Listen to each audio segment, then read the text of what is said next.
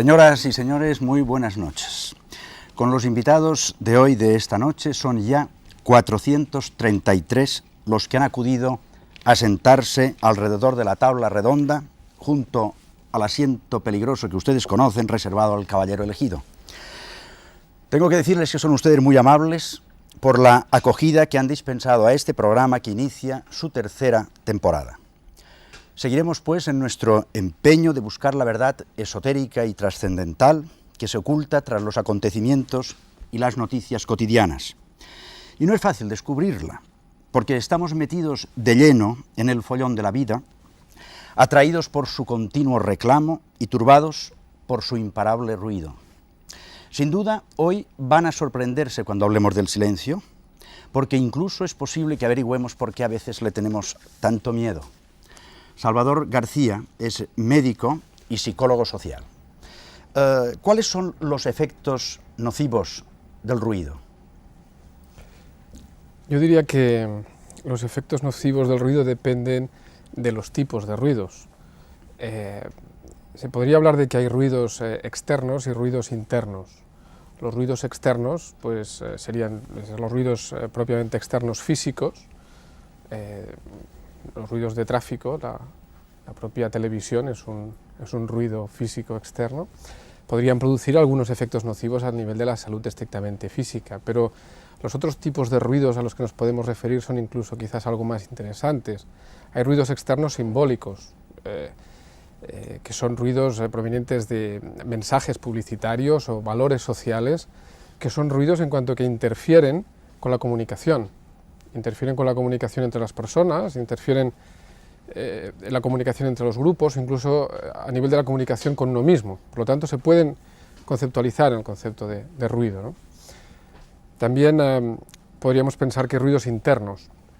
Hay ruidos internos como, por ejemplo, la misma frecuencia cardíaca, que interfiere con el funcionamiento de otras áreas del organismo. Por ejemplo, hay trabajos que demuestran que a medida que aumenta la frecuencia cardíaca como ruido interno, disminuye la activación de la corteza cerebral y la capacidad de cálculo matemático, por ejemplo. Esos ruidos internos son también contracturas musculares o el mero hecho de que te duelan los zapatos, y es un ruido, una interferencia con respecto a otra comunicación. Y también pueden haber ruidos internos simbólicos, como diálogos internos neuróticos que uno tiene consigo mismo, pensamientos repetitivos que son como mecanismos de defensa para no pensar en otra cosa, son también ruidos internos, ¿no?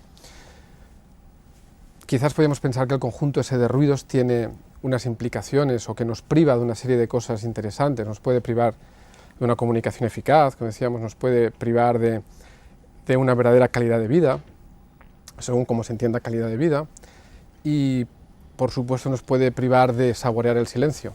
De todo ello iremos hablando esta noche. Jaume Fontanet, que es médico de medicina ayurvédica. ¿Qué es esto de la medicina ayurvédica?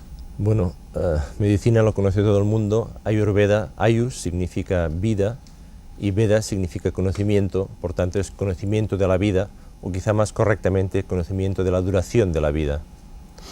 Está muy relacionado pues con la vida. Estaba diciéndonos hace un momento Salvador García que el ruido nos impedía encontrarnos con nosotros mismos, tal vez incluso impide que nosotros entremos en contacto con la vida misma, que se nos escapa, no somos capaces de digerirla. Nosotros realmente estamos digiriendo constantemente, no tan solo la comida, sino también los ruidos. Podemos digerir todo lo que entra a través de nuestros sentidos. E incluso podemos digerir el silencio. La digestión del silencio es posible y genera nuevos estados de conciencia. Como decía, por ejemplo, el diálogo interno es un ruido, pero no tan solo en casos especiales. En todos los casos mantenemos un diálogo interno con nosotros mismos, y está comprobado que en investigaciones en cámaras cerradas es imposible el silencio absoluto cuando lo entendemos como lo contrario al ruido. Sin embargo, tenemos que entender el silencio como un estado que va más allá de la falta o ausencia de ruidos. Esto se denomina, o se ha denominado, un cuarto estado de conciencia, un estado de alerta hipometabólica que consigue la digestión del silencio. Incluso un paso más allá es posible alcanzar estados más avanzados de digestión del silencio en estados más elevados de conciencia. Bueno, es posible que mientras estamos escuchando lo que vosotros estáis diciendo, nos parezca que no estáis hablando de algo que tenga relación con nuestro propio cuerpo. Parece que estamos hablando de un silencio que no tiene nada que ver con el ser humano. ¿Esto es fisiológico? ¿Hablamos de algo que tiene que ver con la fisiología humana? Hay quien dice, hay un viejo adagio hindú que dice que el cuerpo tuyo de hoy está en función de tus pensamientos de ayer y el cuerpo tuyo de mañana de los de hoy. Por tanto, realmente nuestros pensamientos, lo que digerimos a través de todos los sentidos, está constituyendo y formando parte de nuestro organismo psicofisiológico constantemente. Ahora, aunque a ustedes les parezca que vamos a dar un salto, tengan un poquitín de paciencia, que voy a preguntarle a Joan Roura, que es físico, que a raíz de los últimos acontecimientos, todo lo que hemos leído sobre el Big Bang, se habla mucho de la palabra quantum. ¿Se puede aplicar la palabra quantum al cuerpo humano? Perfectamente. Podemos explicar la palabra quantum desde una perspectiva histórica o la podemos explicar de una perspectiva más moderna. Desde una perspectiva más moderna debemos entender el avance más reciente de la física hoy en día, que localiza un campo único, universal, de inteligencia en la base de todas las formas y fenómenos en el universo. Este campo unificado de ley natural, que convenimos en llamarlo la constitución del universo, por analogía con la constitución de un país que contiene el conjunto de leyes que rigen el país, es un campo de conciencia. Sus propiedades son las de conciencia. Entonces lo que ocurre, voy a poner un ejemplo, que es para entender un poco qué es el asunto. Si cogemos una guitarra, por ejemplo, que tiene una cuerda, y esa cuerda la hacemos oscilar paralelamente a la guitarra o la hacemos oscilar de forma vertical a la guitarra, nos daría lugar a dos partículas diferentes. Esas partículas son diferentes, pero en realidad son la misma cuerda que están oscilando de forma diferente, en diferentes grados de libertad. Entonces el campo unificado sería como una gran supercuerda circular que al oscilar da lugar a todas las formas y fenómenos en el universo. Tiene propiedades de conciencia y hay todas unas técnicas de laboratorio que nos permiten experimentar que tienen propiedades de conciencia. Y eso lo encontramos, los científicos lo han encontrado en la antigua tradición védica. Entonces lo que ocurre es que existe una correspondencia matemática exacta entre el conocimiento que se tenía antiguamente de este campo unificado de conciencia con la estructura matemática que lo explica hoy en día por los físicos. Esto ha sido desarrollado por dos físicos, principalmente Hagelin y Maharishi, y ha culminado los pensamientos de físicos como Einstein, Schrödinger o Wigner, que Wigner decía que de cualquier forma que las teorías físicas evoluyan, van a encontrar que la conciencia está en la base de todos los fenómenos. Pero ¿y cómo se puede aplicar esta mecánica cuántica al cuerpo humano? Sí, exactamente. Entonces, lo que ocurre es que ese campo o esos campos cuánticos, cuando ellos oscilan, solo pueden oscilar en determinados estados de energía, solo están permitidos unos determinados estados de energía. El primer estado de energía que está permitido oscilar es lo que se denomina quantum.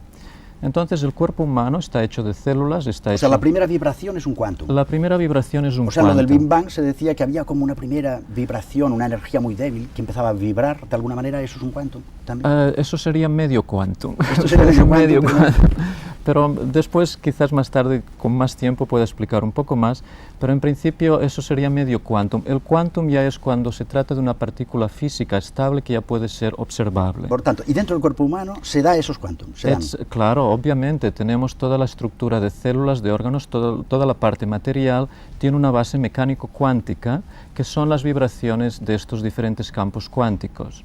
Entonces existe como una reproducción inteligente de mi parte física a un nivel que todavía no ha sido manifestado, por decirlo así. Eso es la parte mecánico-cuántica. Pasamos a Luis Boiría, que es galerista, marchante de arte, pero vamos a hablar ahora del quantum, de ese medio quantum o quantum ya, que tal vez divide lo que podríamos decir espíritu y materia, o se puede dividir el espíritu y la materia, o es algo continuo. Yo creo que hasta ahora, por la tradición de Occidente, materia y el espíritu están completamente confrontados. En la ciencia más avanzada que existe, como John Rohrer ha explicado, que es la física, en este momento los físicos se han dado cuenta de que materia y espíritu, o materia y conciencia, no solo no son distintas, sino que las teorías más avanzadas de la física cuántica, las teorías del campo unificado, que después creo que Roura va a hablar sobre ello, explican que el campo unificado se encuentra en cada punto del universo. Cada punto del universo quiere decir que nuestro cuerpo también es el campo unificado. Y esto coincide con una tradición que es la que yo conozco más, puesto que yo no soy físico, que es la tradición antigua de la India, del Veda, y que ellos proporcionan experiencia directa a través de técnicas de meditación. Y estas filosofías, que de hecho actualmente se pueden sacar casi los mismos paralelos con las ciencias más avanzadas, dicen que la conciencia y el cuerpo son exactamente lo mismo. ¿Qué es la conciencia? La que crea el cuerpo, pero ¿qué es la conciencia o ser universal que ha creado el universo? Y que más allá de ese aspecto físico y material, existen unas leyes de la naturaleza completamente inteligentes que explican todo funcionamiento, no solo de los átomos, sino de todas esas galaxias en expansión. Y por tanto, materia y espíritu, la única diferencia sería, como en analogía, la diferencia entre la base del océano y las olas. Las olas podrían ser la manifestación simplemente de ese nivel más profundo que es el propio mar y que no son otra cosa que el mismo. Del cosmos nos hemos metido en las aguas y hemos aterrizado o nos hemos metido ya en el cuerpo humano. Le pregunto yo a Antonio Javier Plazas, que es teólogo hinduista. Como ya estaba insinuando, en el cuerpo se da ese encuentro entonces entre la materia y el espíritu, ¿o puede darse? Sí puede darse, porque la vida interior o la definición del verdadero yo y la propia personalidad del individuo solamente se puede encontrar cuando se sondea lo que realmente uno es. La verdadera identidad del hombre no se determina por el cuerpo ni los sentidos, y el mundo interno es la aclaración de esa realidad. ¿Qué es? ¿Quién soy yo? ¿Cómo hago? Esas preguntas siempre se solucionan cuando se contacta con el mundo interno. Pero estas preguntas o respuestas, ¿quién soy yo? ¿O qué hago aquí? ¿O quién soy yo por dentro? A veces tienen diferentes respuestas según el nivel de conciencia en que te encuentras. Claro, de entrada vivimos en diferentes niveles de percepción. Vivimos en un estado de vigilia en el que los sentidos operan completamente y nos dan una reflexión de lo que yo soy cuando contacto con el mundo externo. Y existe en ese mundo externo un agotamiento por la definición continua de querer saber qué es lo que soy. Después existe un estado de ensueño donde se confunde toda esa propia realidad. Y después existe un estado de sueño profundo donde mismamente esa realidad se hace presente pero no se percibe. El hombre que puede contactar realmente con lo que es verdaderamente alcanza un cuarto estado, y ese cuarto estado le da un grado de sensibilidad hacia todo lo que existe, porque quizás encuentra su verdadero ser reflejado en todo. Es decir, que se puede ir descendiendo elevándose en estos estados de conciencia hasta percibir ¿qué? A percibir el verdadero yo. ¿Se acuerdan ustedes de el Mahabharata, obra adaptada al cine por Peter Brook? Krishna habla con Arjuna sobre el campo de batalla interior. Véanlo y escuchen. All men are born into illusion. How can one reach the truth if one is born in illusion? Slowly, Krishna led Arjuna through all the fibers of his spirit. He showed him the deepest movements of his being and his true battlefield, where you need neither warriors nor arrows, where each man must fight alone. It's the most secret knowledge. He showed him the whole of truth. He taught him how the world unfolds. I feel my illusions vanish one by one. Now, if I'm capable of contemplating it, show me your universal form.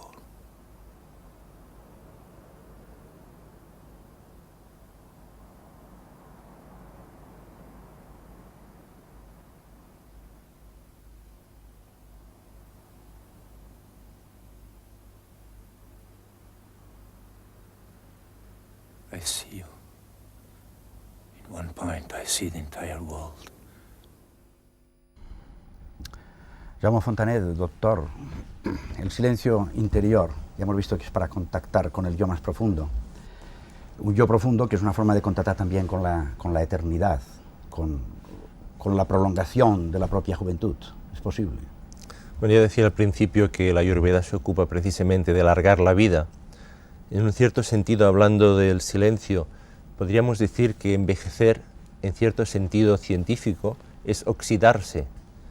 En estos tiempos se hablan de que los radicales libres, el oxígeno que utilizamos en nuestro metabolismo, se une con las proteínas, con los lípidos, y crea unos compuestos que tienden a producir enfermedades y envejecimiento. Precisamente es el silencio lo que puede borrar o eliminar este ruido de oxidación, de herrumbre, y para ello es necesario un nuevo modelo. La física nos sirve aquí de nuevo modelo precisamente. Al producirse un cambio en el modelo newtoniano clásico a pasar a la física cuántica, las demás ciencias como la medicina, como la arquitectura, tienen que modificarse y introducir estos cambios en la forma práctica, y para ello es necesario un nuevo conocimiento. Ya no hablamos de alargar un poco la vida, sino de ejercer una influencia importante en la duración de la vida de las personas. Para eso es necesario un nuevo conocimiento que pensamos que puede ser de gran utilidad en el campo de la Ayurveda. Pero el conocimiento ¿tiene algo que ver con el silencio del que estamos hablando? ¿O es algo mental? ¿Es un nuevo conocimiento? ¿Son nuevas ideas o es un nuevo silencio? Es un nuevo conocimiento y al mismo tiempo es viejo. Digamos que para entender cómo se produce este cambio, tenemos que comprender que esta medicina ayurvédica entiende que no hay diferencia entre la mente y la materia. En el fondo todo es conciencia, y que en distintas longitudes y vibraciones y frecuencias de onda se convierte en mente y materia. De la misma forma que un explorador en el Ártico puede ver las nubes, el agua, puede ver el hielo, puede ver el humo de una taza de té, y todo ello es H2O, agua. Sin embargo, necesita un conocimiento físico para saber que todo lo que está viendo es agua. También se necesita un conocimiento especial para darse cuenta de que todo lo que existe es consciencia, y utilizar este valor y este valor añadido de silencio para utilizarlo en el campo de la medicina ayurvédica. ¿Y cómo se puede, Salvador García, aplicar esto que él está diciendo a la calidad de vida de la que al principio nos has hablado? Si entendemos calidad de vida como vivir como verdaderamente se desea, la palabra verdaderamente nos ligaría con el concepto de que hay que tener una capacidad de introspección y poder conectar con lo que uno realmente desea como expectativa de vida. Estamos más o menos bombardeados de expectativas fabricadas de calidad de vida, y es difícil discriminar entre las que nos crean y las que nosotros mismos nos creamos. Poder saborear silencios elegidos para poder conectar con esas visiones más personales de nuestra vida es elemental, se ha de poder hacer. La capacidad de ensimismamiento probablemente se pierde en la sociedad moderna. En un ensayo muy bonito de Ortega y Gasset que se llama En torno a Galileo, habla de que la sociedad moderna se caracteriza casi por la pérdida del ensimismamiento y el estar continuamente, como dice él en su castellano muy bueno, viviendo al estricote, que significa algo así como estar desbordado hacia el exterior, ¿no? Y dejar de estar ensimismados, ¿no? Sin ensimismamiento probablemente no hay calidad de vida verdadera, pero también dependerá de opciones personales.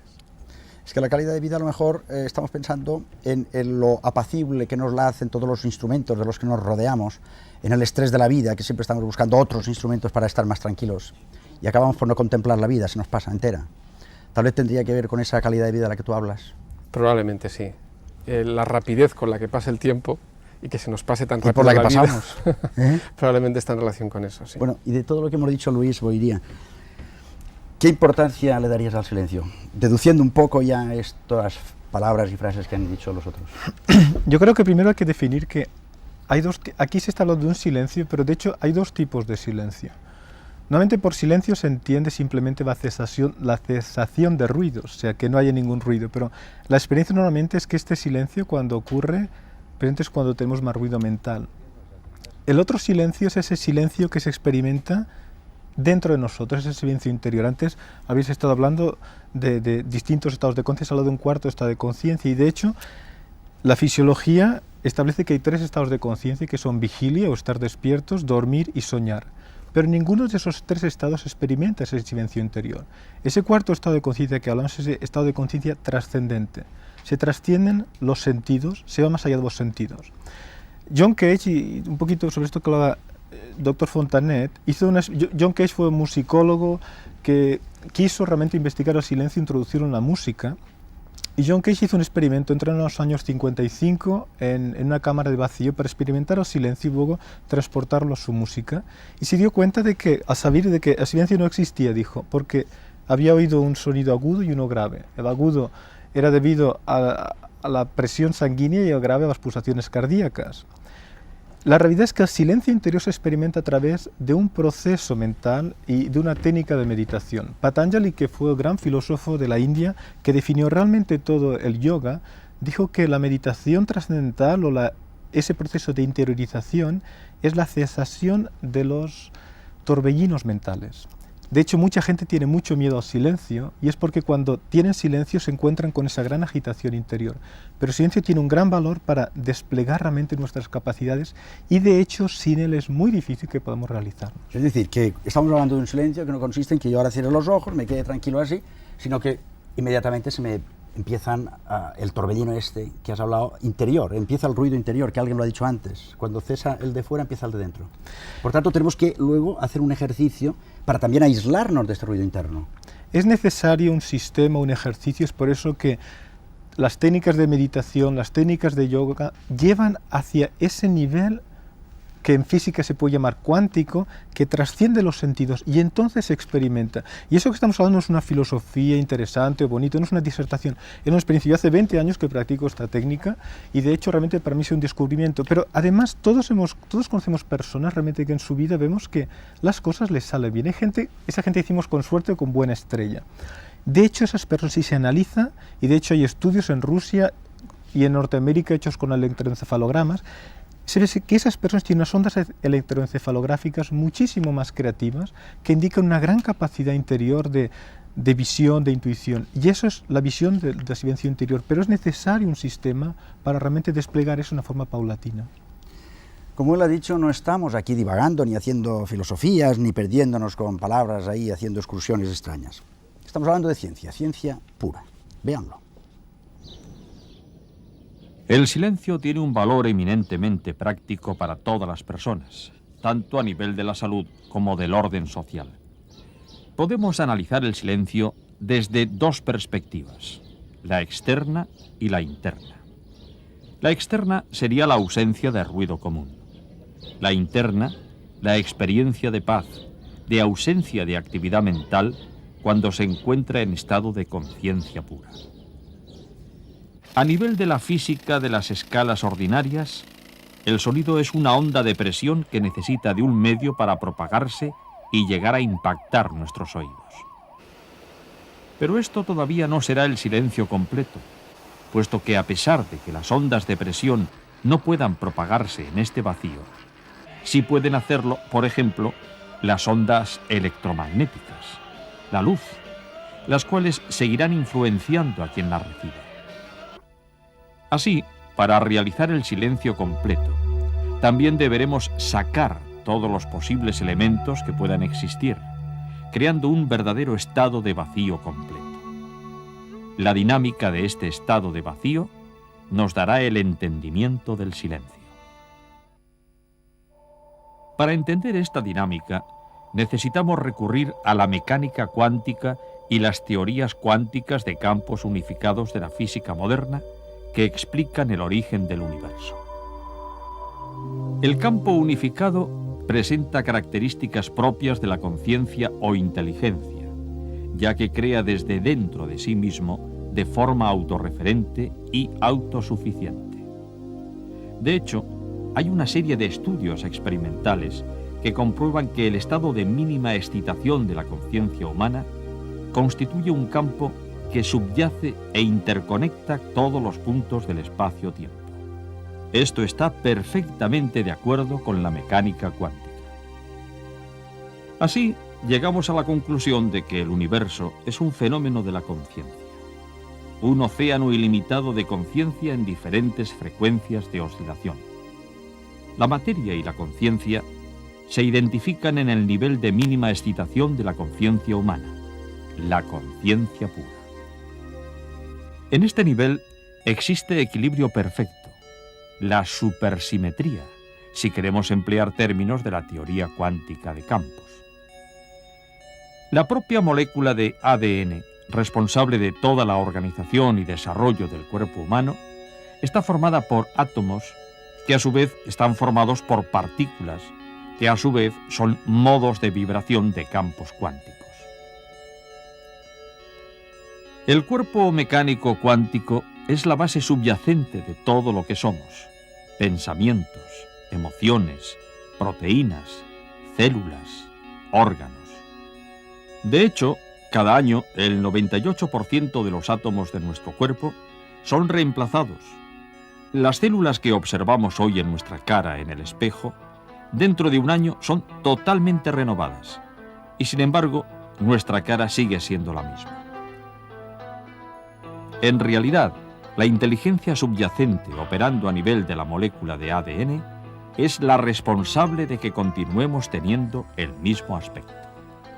De esta forma, el orden imperante en el cosmos empieza a regir el orden social, y la vida se establece en alianza con la ley natural.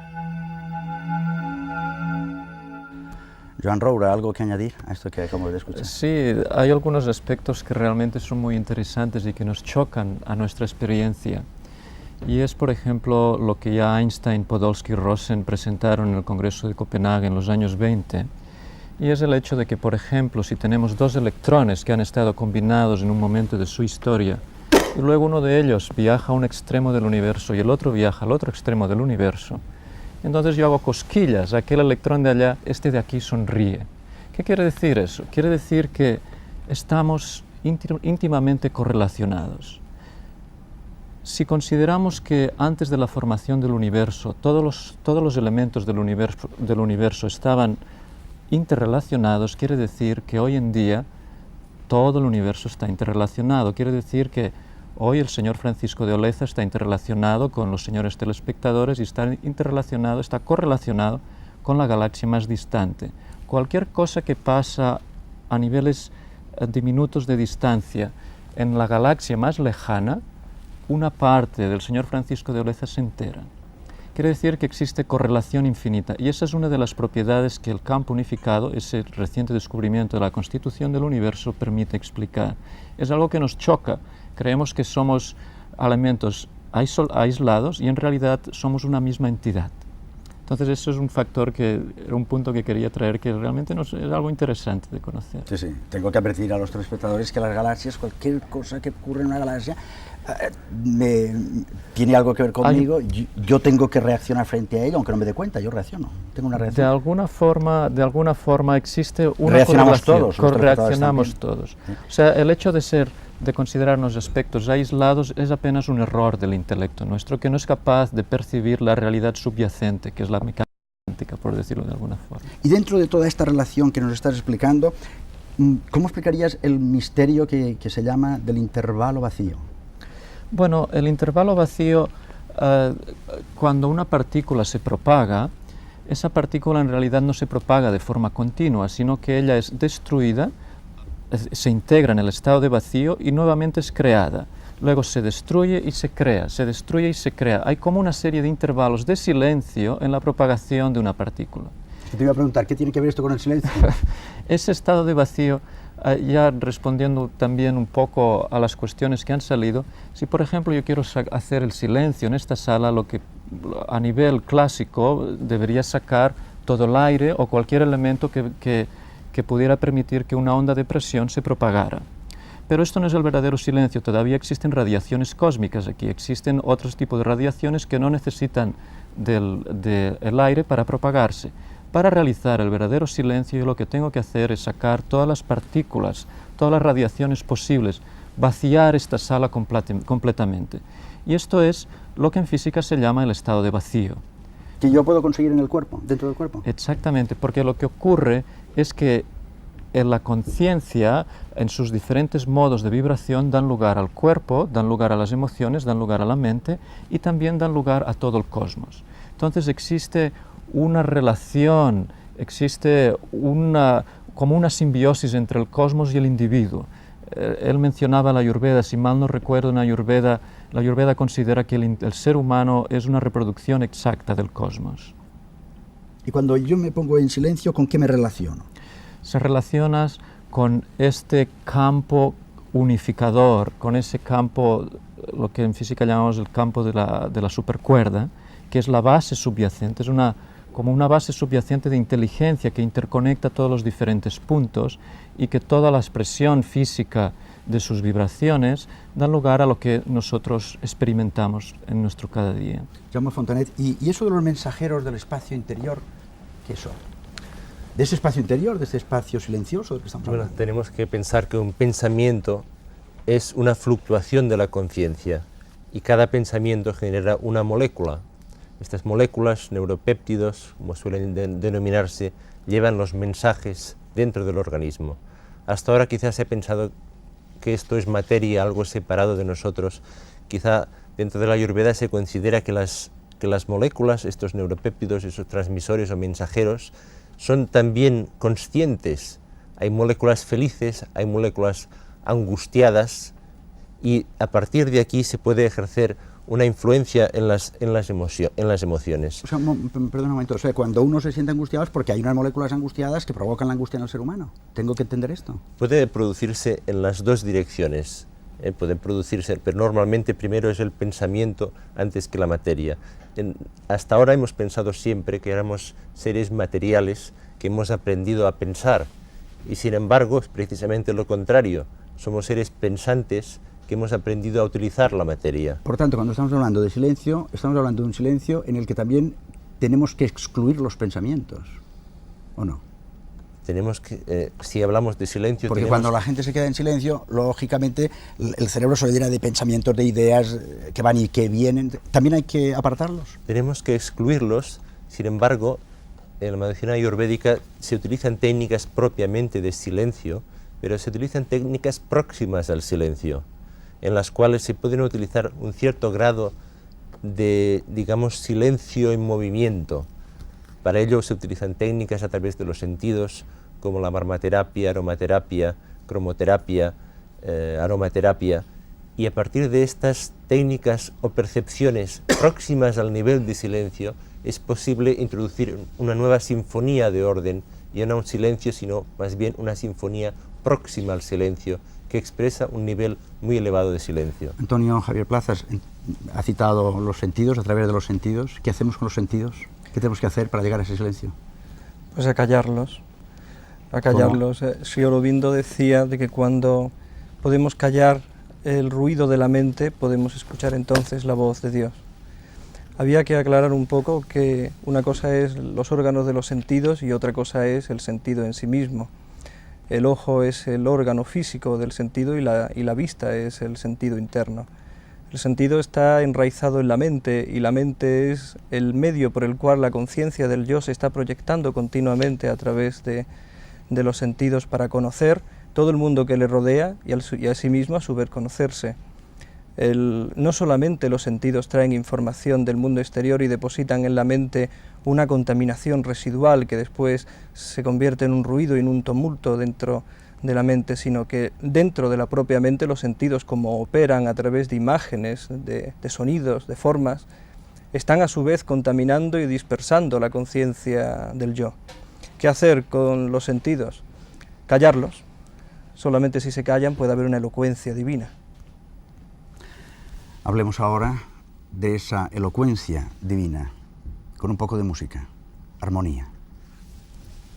Superflumina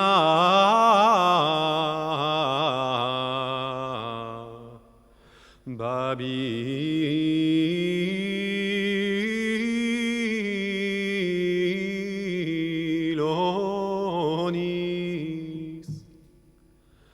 illix edimus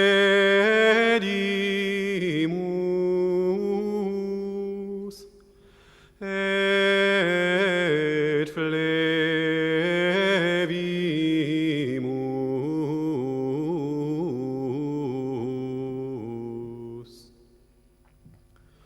dum recordaremur tui,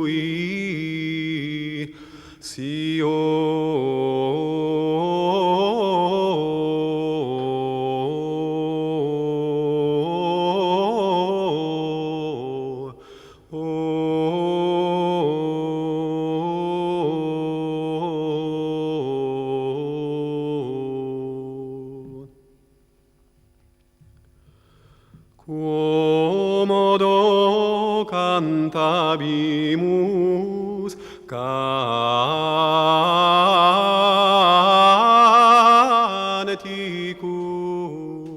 Domini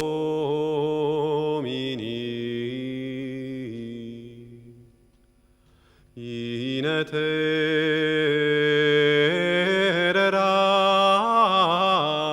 aliena,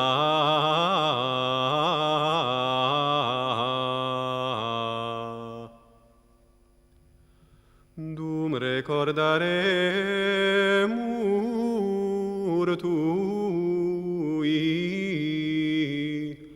Sion,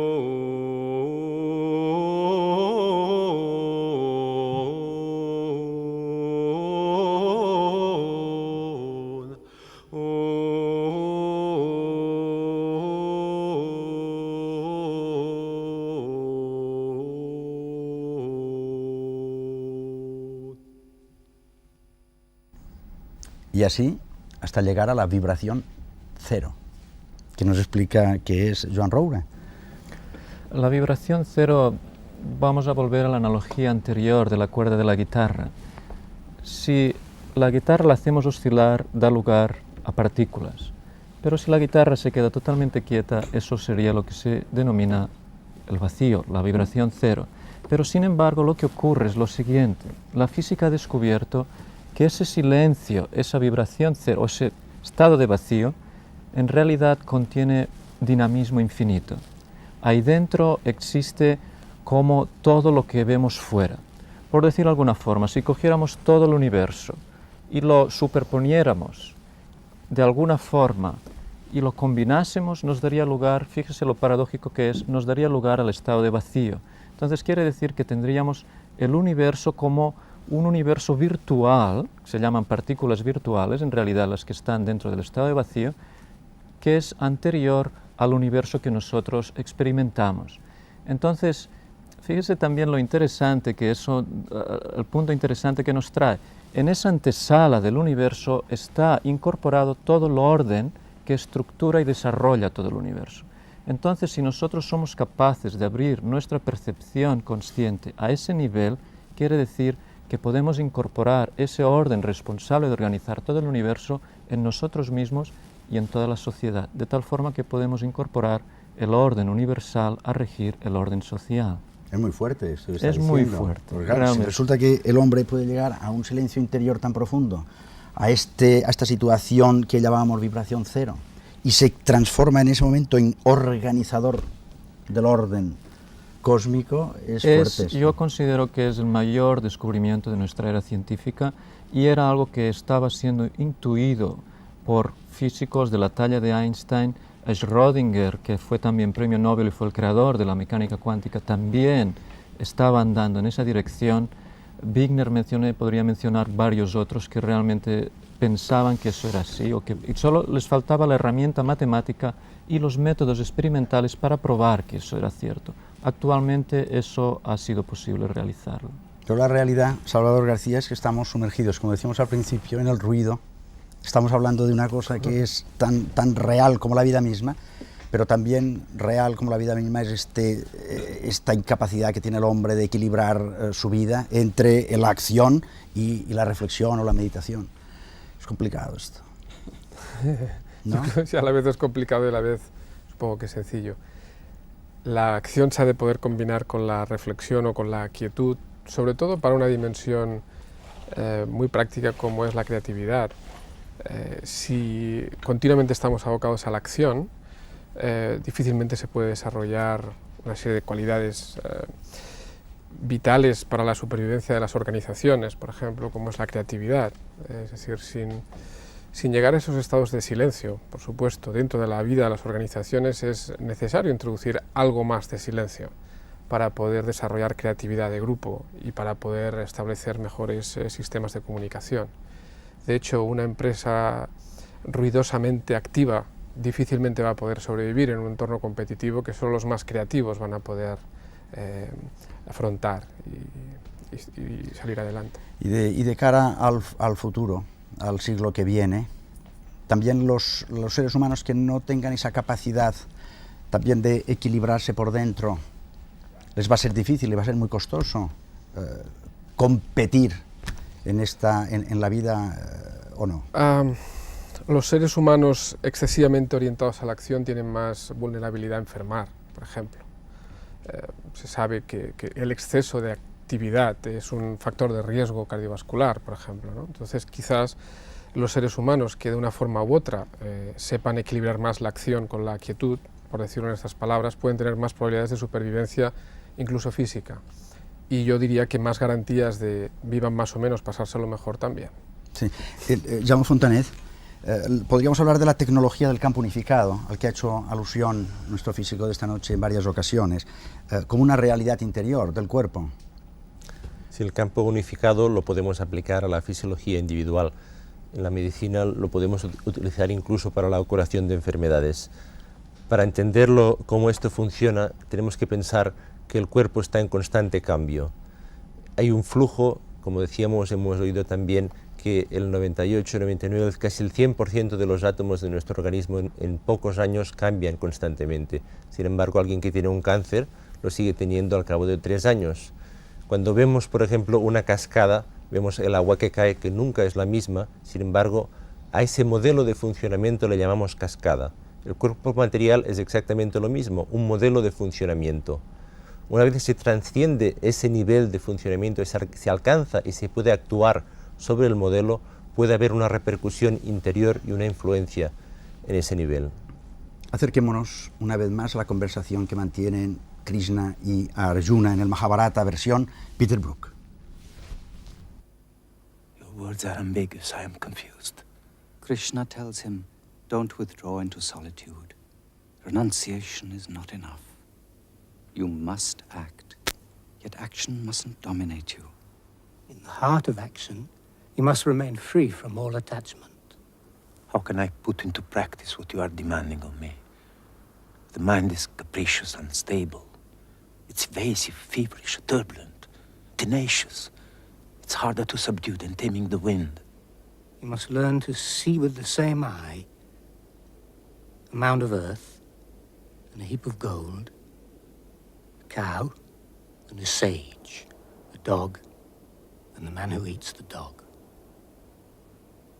There's another intelligence beyond the mind. Passion drags us away. Darkness dulls our senses. How can I find this intelligence? With what will?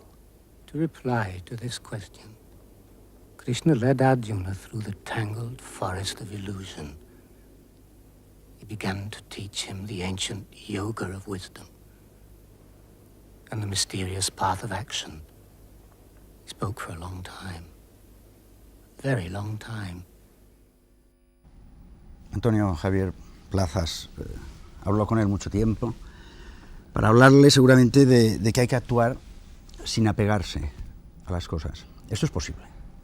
Sí es posible, porque el problema no es la acción, sino la calidad de la acción, el fin de la misma. La repercusión de la acción en todos los planos de la vida. Hemos apuntado y aquí se ha expuesto de que en la percepción sensible todo repercute en todo.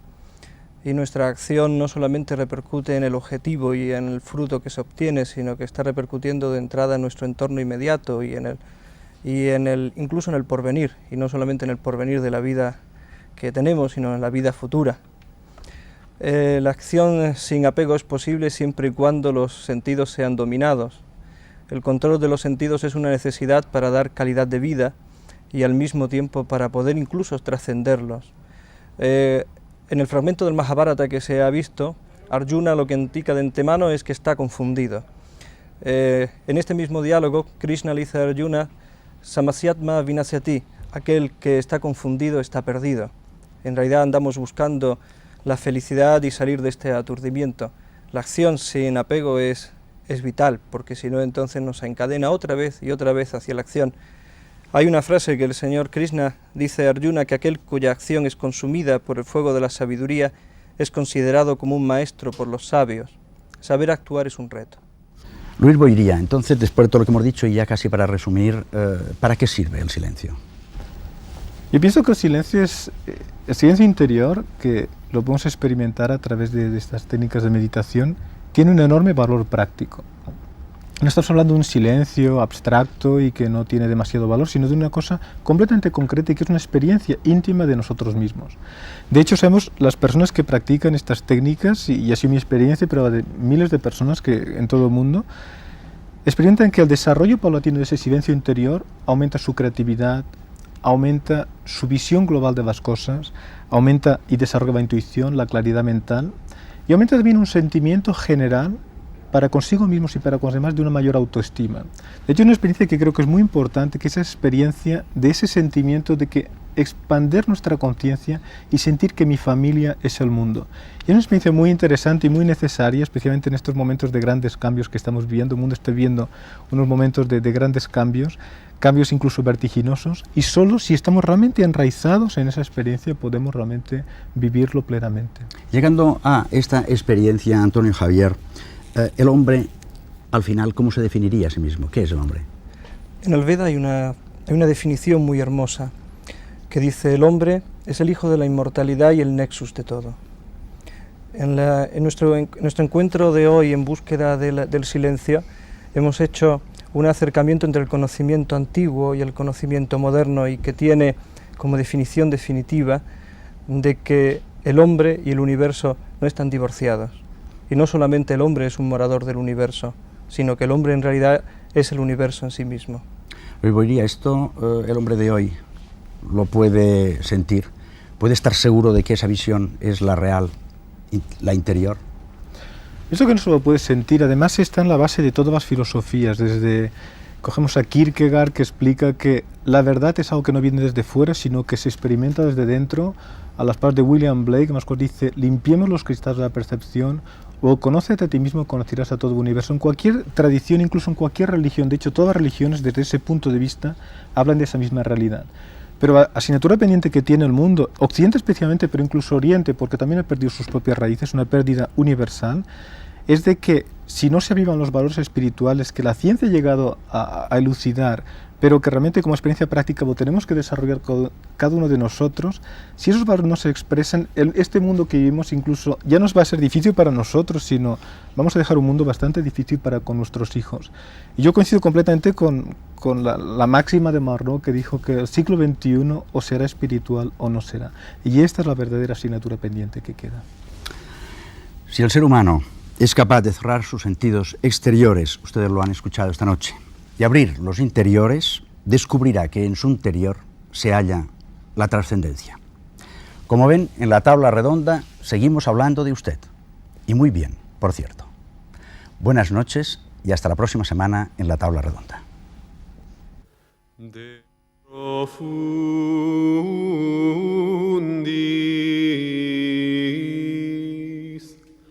clamavi ad te, Domine,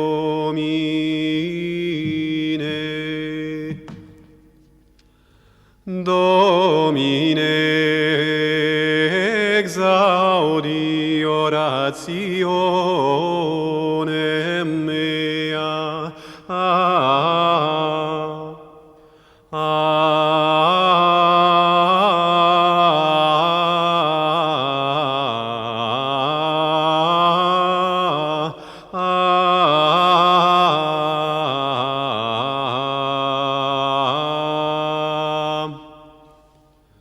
De profundis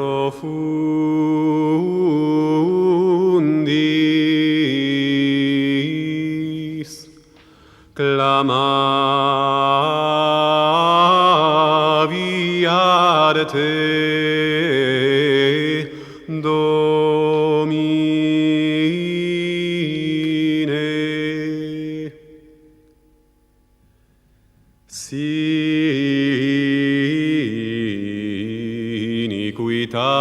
Observates, observaveris Domine,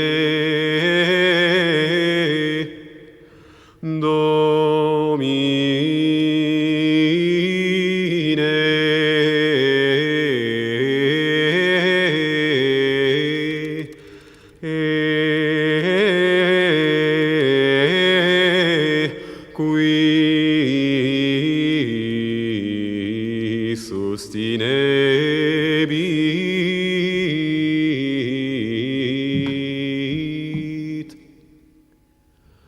de profundis